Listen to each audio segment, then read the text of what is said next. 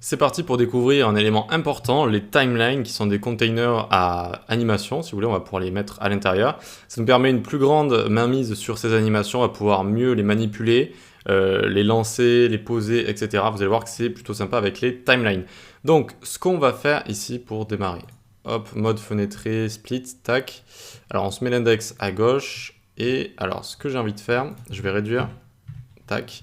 C'est de prendre tout ce qu'on a ici. Alors, à part les boutons, on va les remettre en commentaire. Tac. On va prendre donc nos trois images et le H1, H2 ici. OK? Donc, on peut enlever ça. On peut enlever les BTN ici. Ou plutôt, on les garde comme ça. On va pas les toucher. Ici, je vais prendre image 1 et 2. Donc, 2, 3. Image 1, 2, 3, je voulais dire. 1, 2 et 3. Nickel.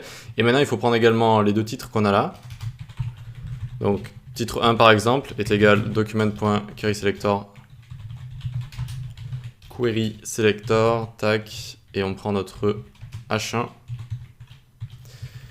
et on fait la même chose donc pour le H2 ici, et on peut mettre titre 2 si vous voulez, voilà. Donc ça nous fait en fait plusieurs éléments à animer et on va pouvoir remplir notre timeline avec ça. Donc une timeline, pourquoi on utilise ça? Pourquoi ça a été créé déjà? Eh bien, c'est lorsqu'on va avoir beaucoup d'animations, au lieu de les faire les unes à la suite des autres comme ça, même si on est sur une ligne, ici, et qu'on fait ça, ben ça reste long, on ne peut pas les gérer toutes d'un coup les animations, on ne peut pas les retarder toutes d'un coup, on ne peut pas essayer de mettre des décalages entre elles pour qu'elles se lancent un peu plus tôt, etc. Et donc c'est pour ça qu'ils ont créé une timeline. Donc pour créer une timeline, on va venir ici, on va faire const tl est égal gsap.timeline comme ça, .timeline. Alors j'espère que vous y voyez assez, de toute façon on peut enlever l'index HTML ici, c'est bon. Donc vous voyez, on crée gsap.timeline ici, très bien.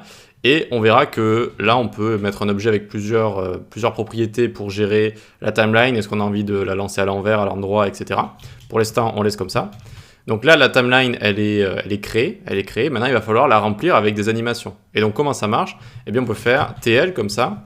Et on peut lui mettre... Hop, tac. On peut lui mettre tout comme ça. Ok, et donc ça, on peut le mettre en commentaire ou même le supprimer.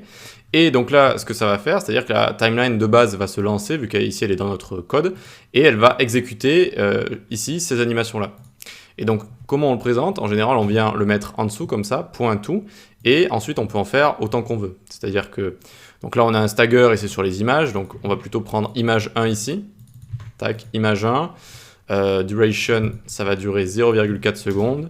Et on va pas mettre de ease, etc. Pas de stagger non plus, évidemment, vu qu'il n'y a qu'un élément. Hop, voilà, pour faire quelque chose d'assez small, d'assez petit.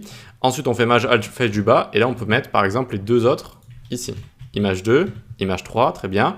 Et donc là, qu'est-ce qui va se passer? La timeline va se lancer. Il va y avoir les trois animations qui vont se lancer. Les unes à la suite des autres. D'accord? Donc à chaque fois, ça va faire 0,4, 0,4 secondes, 0,4 secondes. Voyons voir si ça fonctionne. On y va, tac, tac, tac. Vous voyez, tac, tac, tac. Voilà, donc comment on insère des animations dans une timeline. Et ici, bon, on n'a qu'à aller jusqu'au bout en prenant également notre titre 1 et titre 2. Titre 1, titre 2, tac.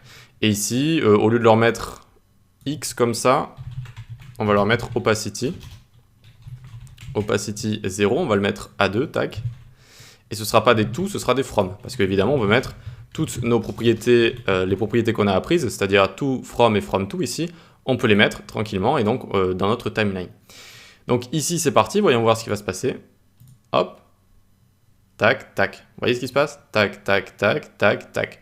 On a réussi à mettre toutes ces animations dans une timeline et ce que le début, maintenant je vais vous montrer comment mettre pause, comment mettre play, comment mettre reverse, etc. Et aussi, on va voir comment gérer le déclenchement de nos animations pour qu'il y en ait qui se lancent plus tôt que les autres. D'accord? Pour qu'il y ait des animations qui se lancent plus tôt que les autres.